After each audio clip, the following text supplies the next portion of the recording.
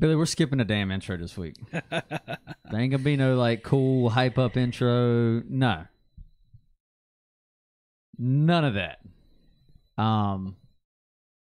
Just wow. And I, it's like I've been saying for like about the last 5 minutes since the game ended anyway. I've been walking around getting stuff ready, sitting here saying unbelievable, and every time I say I'm like, nope, it is completely believable. It's Graham Gano. Yeah. And there's other issues in this game. But Graham Gano the last 2 weeks has cost us 2 games by himself. I don't want to hear anything about. I've already seen some people commenting about Ron Rivera's coaching this. No. Gano single-handedly has cost us 2 games back-to-back, regardless of what coaching decisions you may or may not have liked. Graham Gano cost us, with his foot, 3 kicks in the last 2 weeks that would have put us in W's, and we'd be, 8-3 right now in the playoff hunt. This game right here may have just sealed our playoff fate. Very possibly. At home, nonetheless, breaking the 10-game home winning streak. Yeah, right now we move from the 5th seed to the 8th seed as of today's loss. It's frustrating. Look, defensively, I thought, they did a hell of a job stopping the run game. Seattle coming in 150-plus yards rushing in 7 consecutive games. They did not get that today. They 76. Had a total of 75. 75, 76. Below 100. Kudos. If you'd have said that coming in, I said we win this game. But something happened early on, Billy, that changed the outcome of the passing game in the secondary. Dante Jackson went out injured, did not come back, putting Corn Elder on the outside, along with Captain Munderland at times. Mismatches, not experienced enough, and they got torched. Yeah, Dante being gone made a huge difference. And seeing what happens when he's not on the field, a lot of people said that he could be Defensive Rookie of the Year. Seeing what we have behind him and what in the game changes he makes in the secondary, that could be a possibility. Corn Elder he's got to get his head turned around. The one in the end zone, he puts his hands up. He's pass defended. This loss is sickening to me right now. I really don't even know what the hell to say. I'll kind of echo what I just said on Twitter. I'm gonna finally just say it. Fuck Graham Gano. I'm so done with him. Last year he had the highest percentage field goals made or whatever, and I kind of said, hey, maybe he finally turned the corner. The Panthers paid him. They could have kept Butker, and that's what I really wanted to do. He's young. He didn't cost a heck of a lot of money. We paid Gano. I said, it's hard to argue with the highest field goal percentage kicker in the league. Now he's got his money, and he's right back to trash things this year. Look, I couldn't go out there and make a 53-yard field goal, whatever that was, but I'm not the one getting paid to do it either. He has a job to do. He's missed 3 out of 5 or 6 the last 2 weeks, costing the team. The Panthers aren't going to be done with him because they just paid him. And you could still do worse than Graham Gano. And there's, there are obviously some other things. Norv early on in the red zone play calling on offense was absolutely atrocious. We finally saw the creativity we've been talking about getting back to the last 2 weeks with guys like Moore and Samuel. And then here you are. You drive down the field looking beautiful. The offense is humming. And it's like, oh, let's just give it to Christian McCaffrey 3 straight times on a halfback power up the middle. What the hell is that, Norv? And then, okay, Cam carried it once, which I think we all agree was a first down, but it doesn't matter. They didn't give it to him. It wasn't. It's a terrible review. And that's once again, we saw in the first 2 drives everything clicking, and for some reason, Norv, for about the 4th or 5th week in a row, wants to just throw away what works. Yeah, and go back to just vanilla football and vanilla offense, and it's awful to watch, knowing what we can do. I mean, and besides the play calling and a little, I would say a quarter and a half probably of his play calling was bad, he called a really good game. And McCaffrey, I mean, went off 240-plus yards all-purpose today? 250 some, it was up there. 17 carries, 125 yards from McCaffrey, 7.4 average, a touchdown. McCaffrey receiving 11 catches, 112 yards, a touchdown. Cam Newton, ladies and gentlemen, 25 of 30 for 256 yards, 2 touchdowns, and interception. What the hell else do you want? I'm gonna say this name a lot in this show, and it's probably not helping that this is immediately after the game.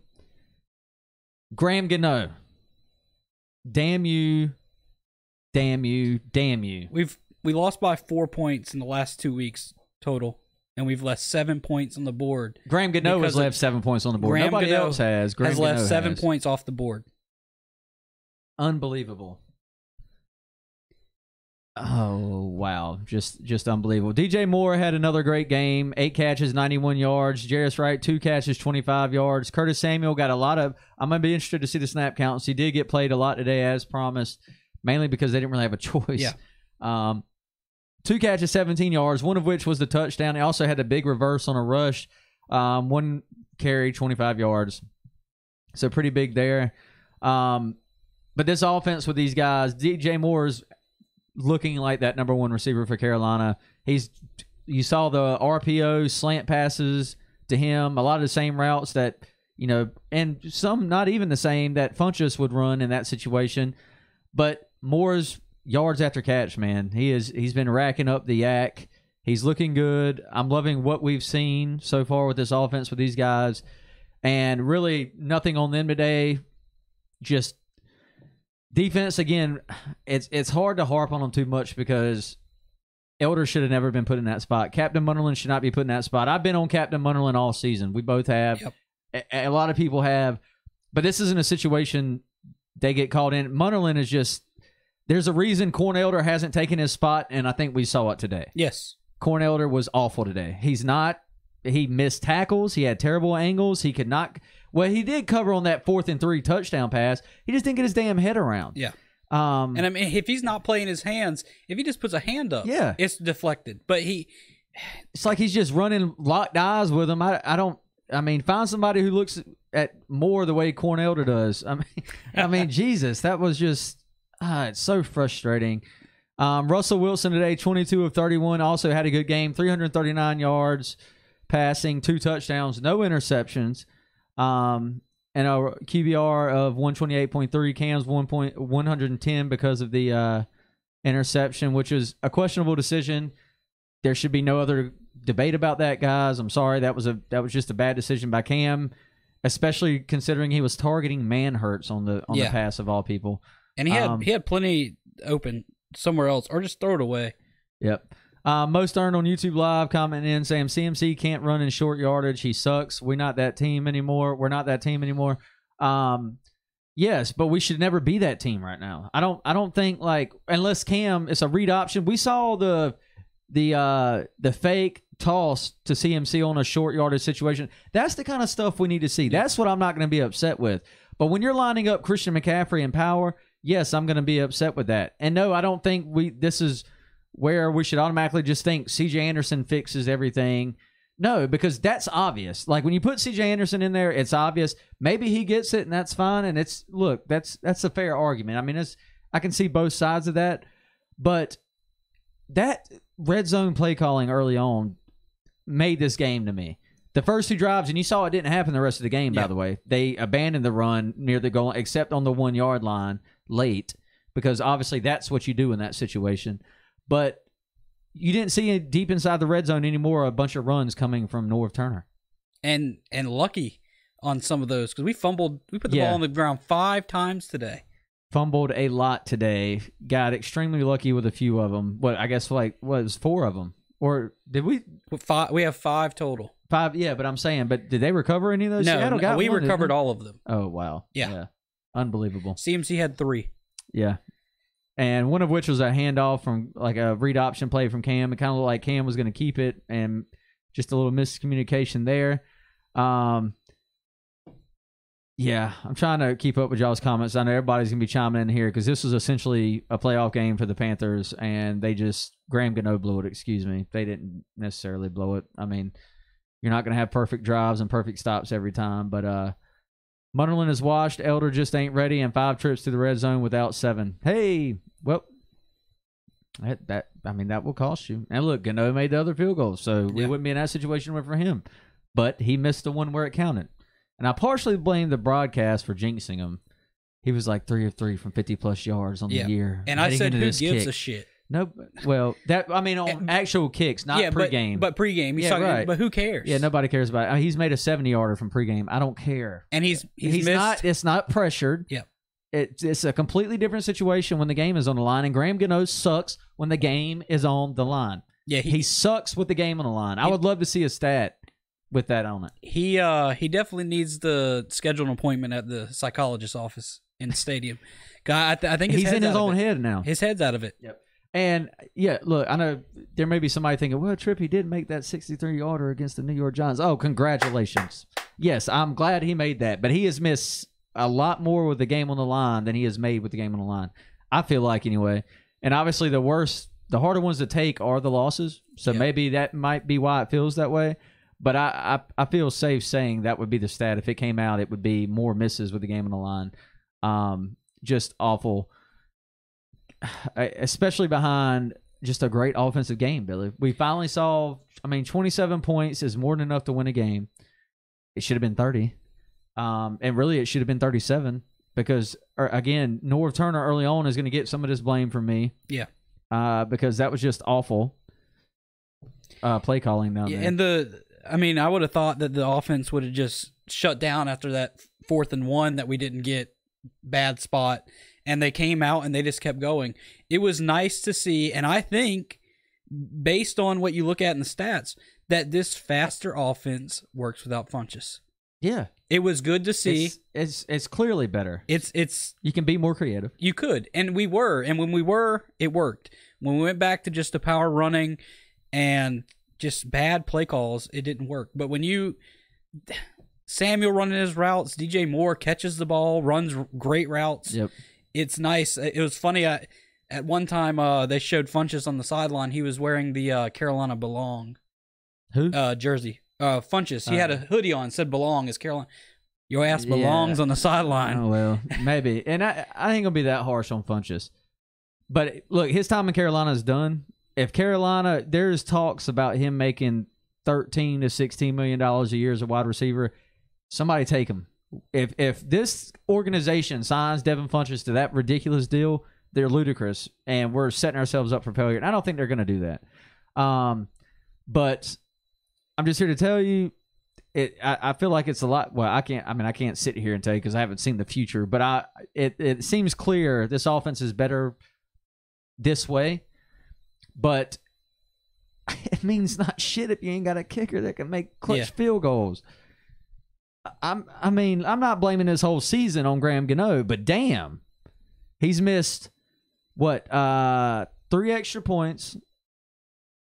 I think it's at least 3 extra points and two field goals, 2 or 3 field goals now. 2 of them were for essentially game winners. 7 points in the last 2 weeks on 2 losses of total of 4 points. I'm done with him. I'm done with him. I'm done with there's no debate. The Panthers should have kept Harrison Butker. And if Butker's in there and he misses it, we're probably saying I'm not saying we should have kept Gano because I still feel like Gano under pressure is not good. I've always felt that. He's shown that time and again.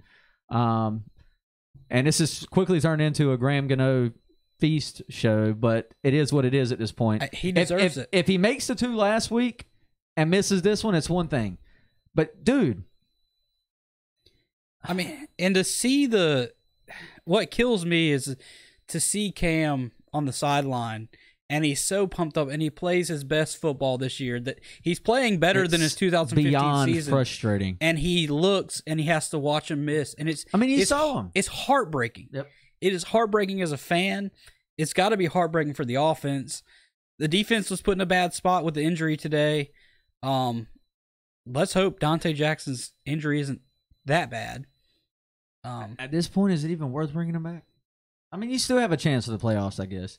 But against Tampa Bay, if you can't, I think they're going to bring Josh Hawkins back personally. He was brought up earlier this season.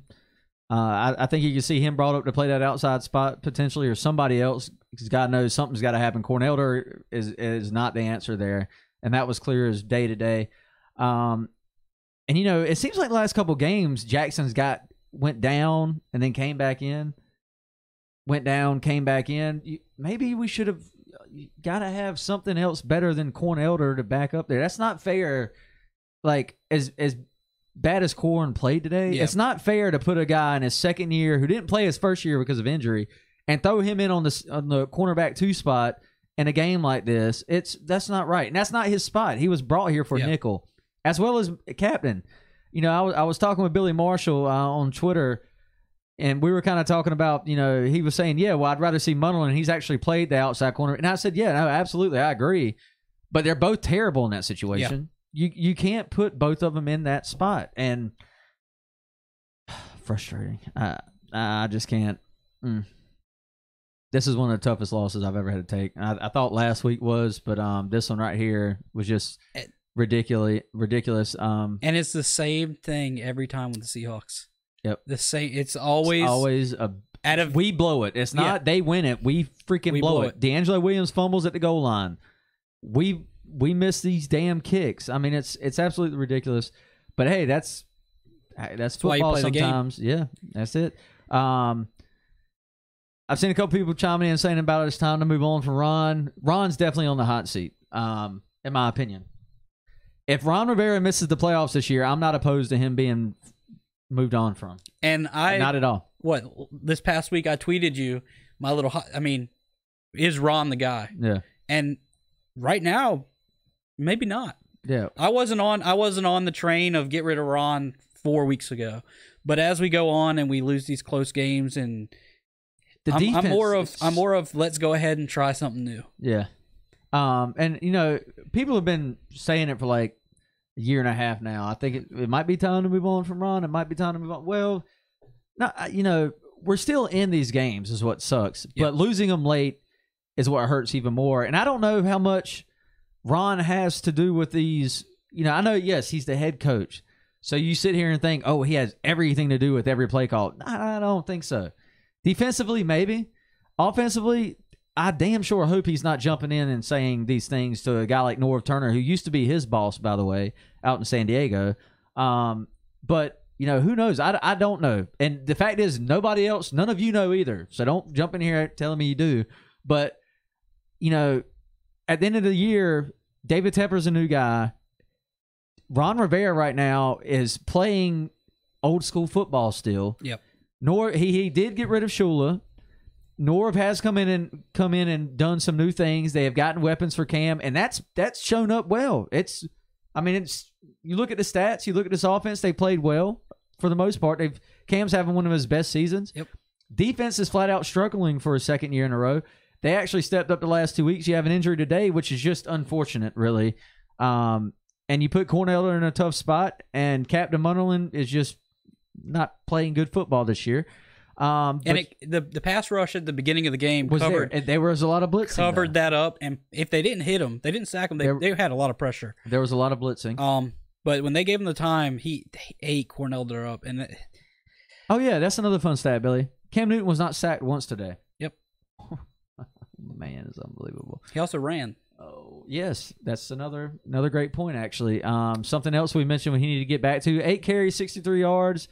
Offense clicking a lot better that way. Yep. Just keep it up. And at this point, Seattle owns a tiebreaker over us, Dallas, and Green Bay. This is why this was such a big game. We own tiebreakers over Dallas and potentially Seattle if we had won.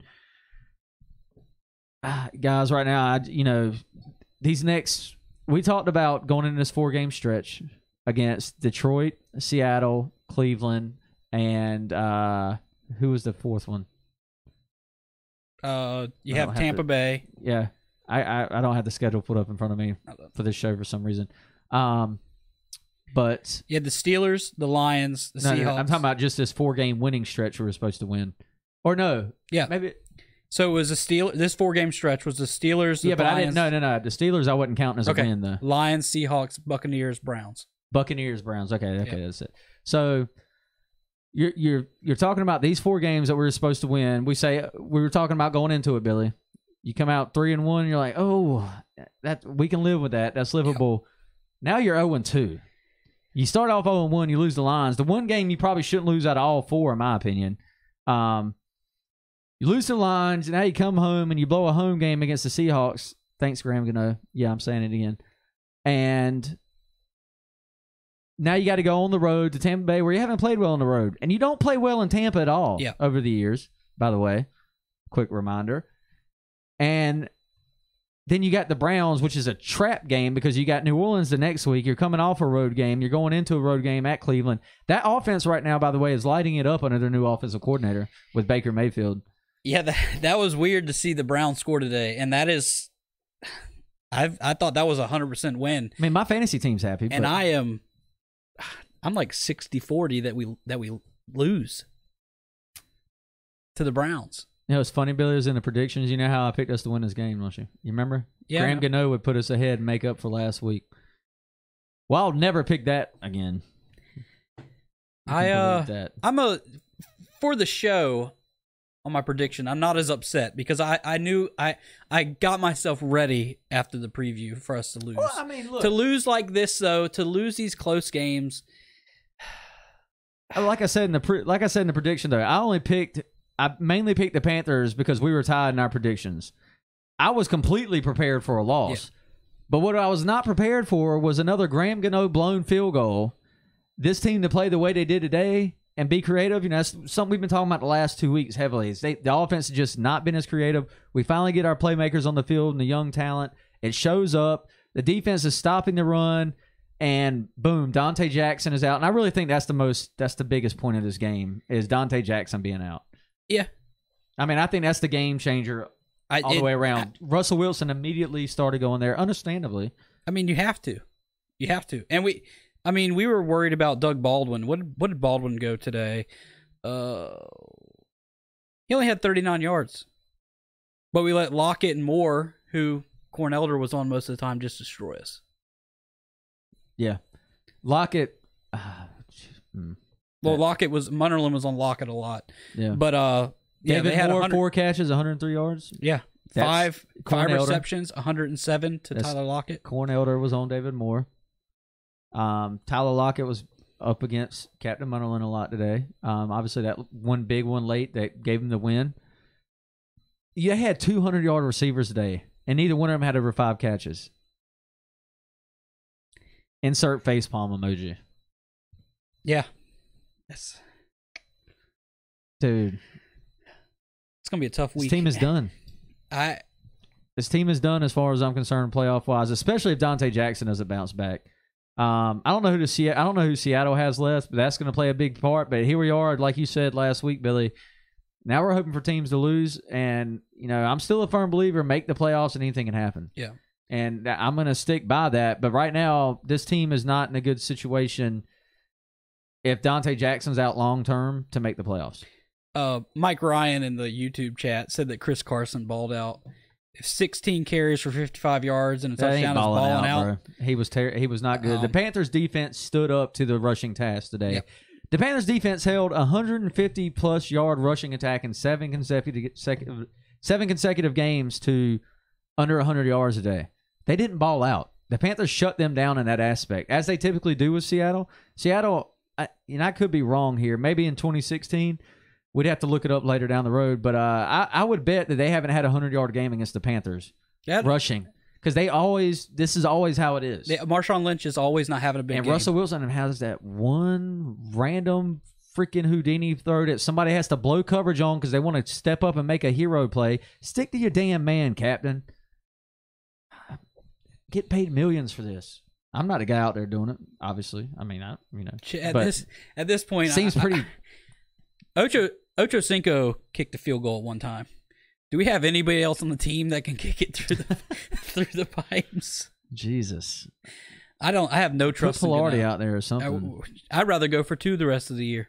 Yeah, or for yeah, go for 2. Don't even let him kick the extra point. Mike Reeves on Facebook Live, what's up, buddy? Saying I still think we could use Greg Olsen more in our offense like we used to.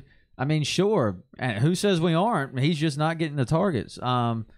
Olsen today, 2 catches, 11 yards. He has disappeared. Billy and I brought this up last week or so, I think. But I think, it was weird seeing Manhurst target because they showed that replay on that interception from Cam, and he targeted Manhurst. That's typically a Greg Olsen target. And Olsen was running the seam on the other side and was open. He had a window with one guy versus two. I didn't understand that either, Mike. It's something we hit on. But, he did target him in key situations. The two catches he had were, I think they were both third down conversions. Yeah, and he had the one that was deflected in the end zone. Yeah, but they didn't even need that today. The offense played well. Norv hurt us early with some play calling on the red zone, in my opinion. But after those two drives, the offense played well for the most part. I felt like you put up 27 points. Should have been 30. Thank you, Graham Gano. That's a winnable game. The defense got put in an ugly spot today because Cornelder had to go out there and play coverage. Yeah. And in a spot he's not supposed to be in. The defense shut down the rushing game, and they gave up chunk passing plays. Yeah. The defense blew it today. It's like I said, I tweeted earlier today, we can't have nice things in Charlotte. It always seems like it is the offense is good, defense is bad. The defense is good, the offense is bad. And it's either or. We can never have both. The only time we had both, 2015. Look what happened there. Yeah. Walter Vanderpue, what happened to Ian Thomas? He's young. He's a rookie. And you're not going to put Ian Thomas on the field over Greg Olsen if you surely aren't going to put Curtis Samuel on the field. Well, you put him in over Manhurst, I think is what he's thinking. That's arguable because Ian Thomas is a good blocking tight end. That's one of the reasons we drafted him. But they must see something in practice that he hasn't moved up in that spot. I know, and it's easy for everybody to sit here and say, why isn't such and such? I mean, outside of Curtis Samuel, because that was obvious. Yeah. But it's easy to sit here and say, what about Ian Thomas over this? Or what about, a lot of people, us included, were wondering why Cornelder hasn't taken over Captain Munderland's spot. Again, I think we saw it today. Yep. And Munderland isn't good either. But Munderland has the experience, and we saw Cornelder today not show that. Because otherwise, he had an opportunity to show himself today, and he didn't do it. And that's just fact of the matter. This is an absolutely crushing loss again for the Carolina Panthers, 30-27, losing to the Seahawks at home. Don Garner, Olsen dropped a touchdown pass today, and why Manhurst? Yeah, look, Olsen did drop that. And y'all can say it got tipped, whatever. It hit both of Olsen's hands. That should be a catch. That's a touchdown catch by Greg Olsen. It sucks. It's a tough one. He should have had it, though. There's no argument there, I think. Corn didn't turn around at all. Mike Ryan on YouTube Live. No, he didn't. It was awful. And who is Michael Myers on YouTube? Tackling is a major issue. It was at some points today a huge issue, but they were better than they have been. Absolutely. They were better than they have been because we were wrapping up and we were holding the edge and getting the tackles in the backfield and not letting them break off big runs. Jordan Rodriguez reporting now that Graham Gano said in the postgame he felt like he hit the kick really well off his foot. Nothing to tell. He just really missed it. No shit. I'm just like beyond done with excuses. This is so frustrating for me. I don't. And I can only imagine it's frustrating for the team and everybody. I'm just saying this right here is just. I'm just ready. While we have this somewhat nucleus still here, I'm just ready for something's got to change. There's just no excuse for all this, in my opinion. Yeah. It's just absolutely ridiculous. Rondell Dell, Eason, will Cam put the blame on himself this week again? Probably. He's being a team leader. He's being a Cam that we haven't seen. No one's complaining about him pouting on the sidelines. No one's. That's not in this season. Yep. He's gonna take the blame. Yeah, like and a good leader will. You saw him after that missed kick or that big play given up and after the missed kick. Cam's just on the bench like, I can't win for damn losing. Yep. No, he can't. It's ridiculous. And I see Six Saints fan on YouTube Live chiming in. Missed tackles from the Panthers defense today. Was Saints defense 2014, 2016 bad? But they weren't bad today. They had a few. Yeah. But if you've watched the last few weeks of Panthers football, they've been much worse. And yes, they're annoying. Luke Kuechly missed another one, and it's every one of them has led the chunk run plays for the most part, or all the part actually. But Mike Ryan, Tyler Lockett is too damn elusive. No, he's not. Captain Munderland is just garbage in coverage. He came up. Russell Wilson rolled out. Captain Munnerlyn came up to take out Wilson and left, and then doubled back to go get Lockett. And Lockett just went upfield. Yep. It's the number one rule. Okay, so the number one rule for a wide receiver when his quarterback is scrambling, run upfield. The number one rule for a defensive back when a quarterback is scrambling, stay upfield and stay on your damn man. It's not drive up and try to take out Russell Wilson. That's the job for the linebackers. If he gets past the line of scrimmage, you worry about it then. Yep. I mean, this is like, I don't know. I feel like it's kind of, it's easy to get caught up in a moment, obviously, but that's just a bad play on Munnerlyn. Most Earned TV on YouTube, I can't even blame Washington this game. Them trash corners we got just suck. And it was a young guy being put in a high pressure situation, and he showed why he's usually on the sidelines. And hopefully Dante Jackson comes back for this rest of the season. Yep. Hopefully this isn't a big issue. He was on the bike, so at least he has some mobility still. They were saying it was a quad injury, which those can linger. We need him back. Put bang, cry, LOL. Wilson is the best. Go Hawks. No, he's not.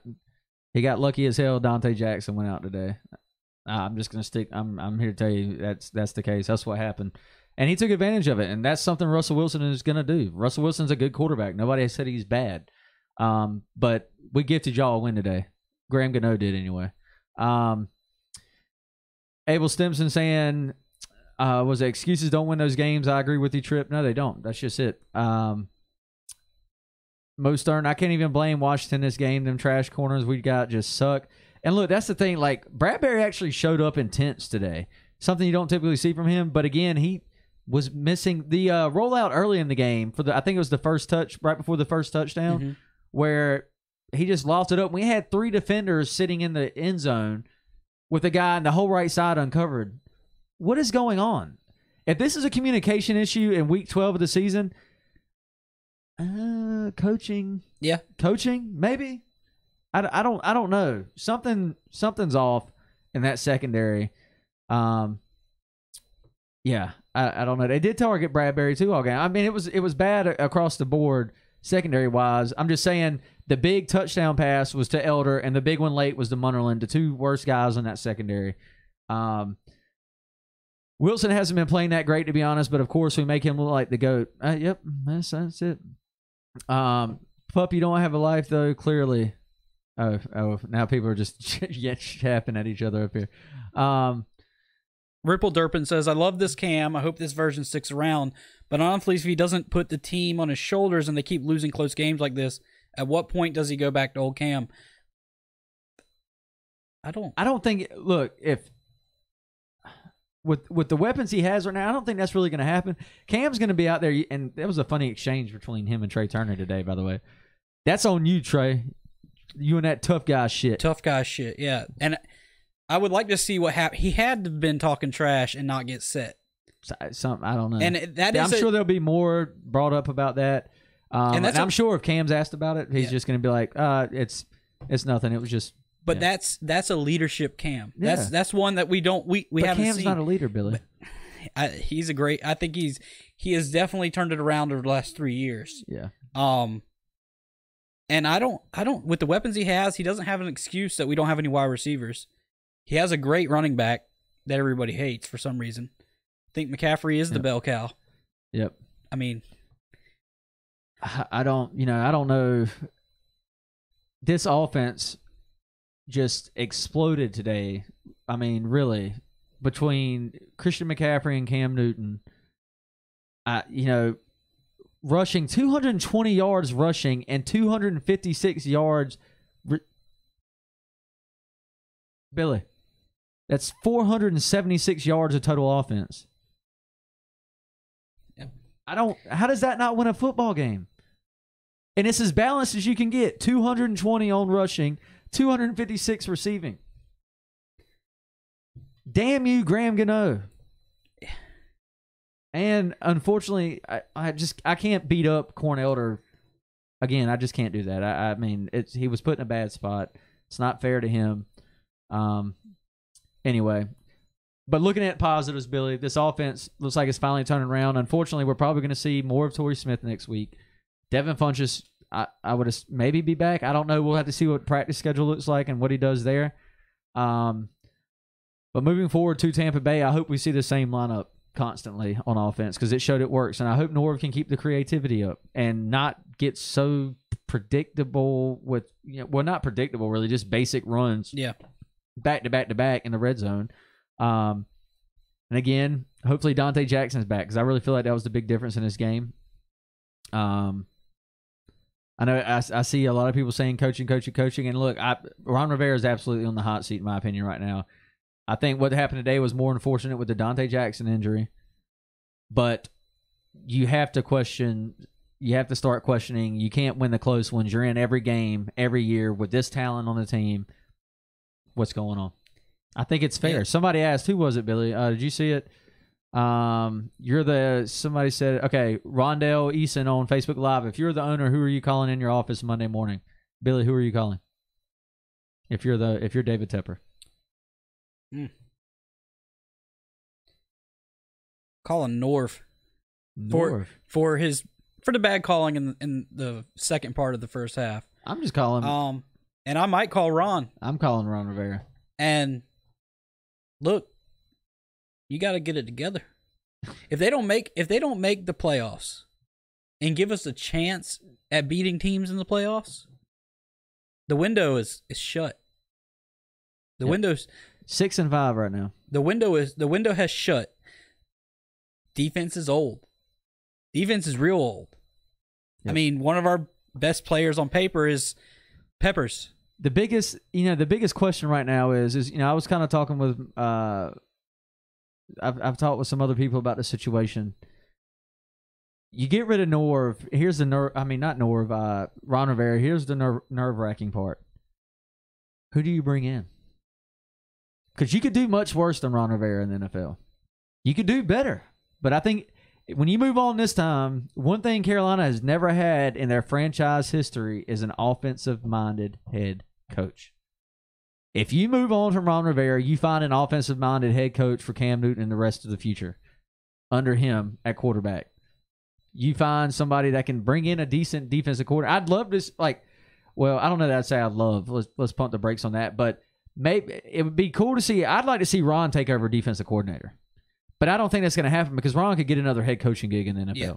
There's no question about that. But Trill's saying Norv did better than the rest of them today, Billy.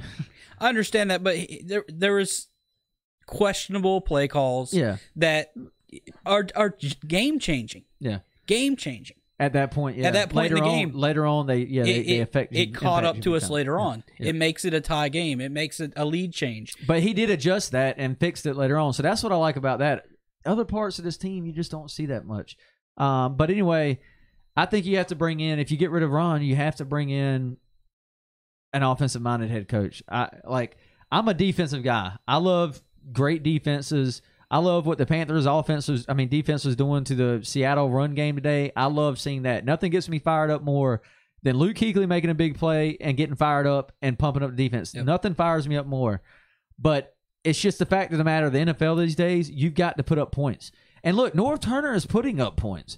That's not a big issue. But right now we have all of these Pro Bowl players, top guys. Yes, some of them are old, but a lot of them are still young.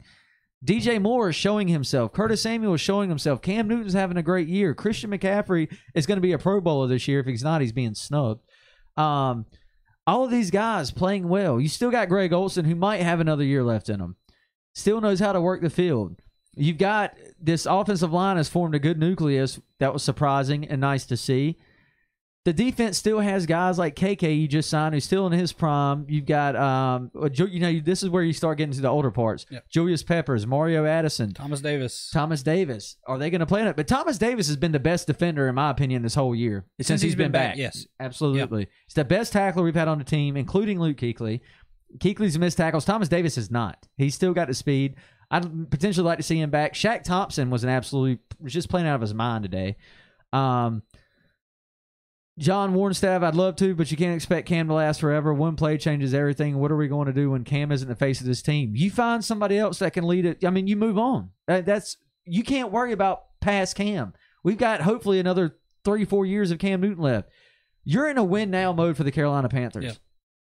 And you've got to find somebody who's going to push us over that damn edge. I've backed Rivera up until this year, and because you could do much worse. It's just because it's scary moving on. But until you do it, you just don't know. Sometimes you have to rip a Band-Aid off. But if you make that move, you better have somebody lined up that's going to be damn good. And definitely, you were hitting on how the NFL has changed. Defensive football is old. Yep. Look at the Rams. I mean, look at Kansas City. Yep. That put the points up, outscore the other team. And we've built the weapons for the NFL is going to that. Faster games. Passing yards are up. Penalties are called less. It's not a slow game anymore, and you have to adjust. And I don't think Ron understands that yet. And he needs to. He needs to understand we have to be more offensive-minded. Who gives a shit about the old run it down their throat the whole game that Carolina's always done? It's time to change the franchise. 6 Ink saying, look, it's all good. Just focus on next week and try to keep your heads up. Sure, playoffs are very difficult to get to, but it's not impossible. Peace. Thanks for tuning in, 6 Ink. I can't keep my head up after 3 straight losses like this, man. I just can't. I ain't going to do it. Walter Vanderpue on Facebook Live, start looking towards the draft. I mean, we can start throwing names out, but I'm not going there quite yet because there's still football left to play. But I think right now it's a stretch for the Carolina Panthers to make the playoffs. Well, I messed my football up here, Billy. And it will be a better picture after today. These games, and maybe. Then it's going to be a traffic jam for that last 2 spots. Oh, so frustrating.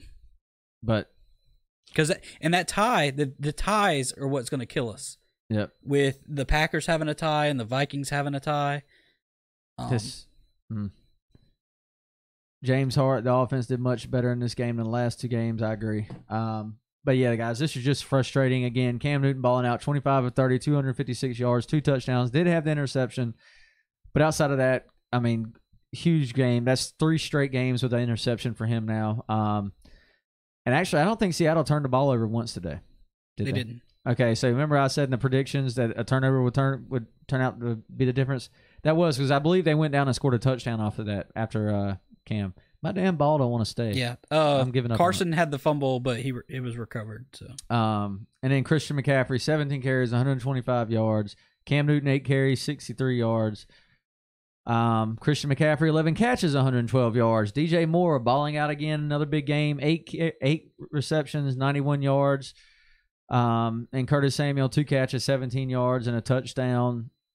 He also had a 25-yard run on the reverse. Frustrating loss, guys, and the Panthers already had their backs up against the wall, but now they can barely breathe. So we'll see what they got moving forward next week. But right now, we're going to get out of here. I'm tired of talking about this depressing stuff.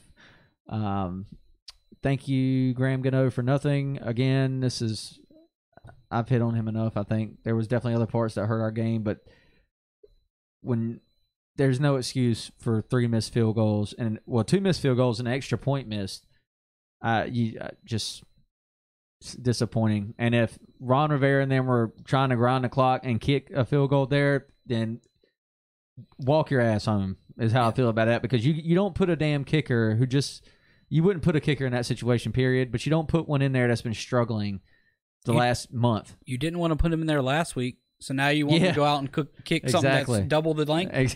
Exactly. Great point, Billy. I mean, anyway. The offense was moving the ball enough. I think we should have been way more aggressive. Yeah, and it's unfortunate, like I said, Cornelder had to be put in that spot.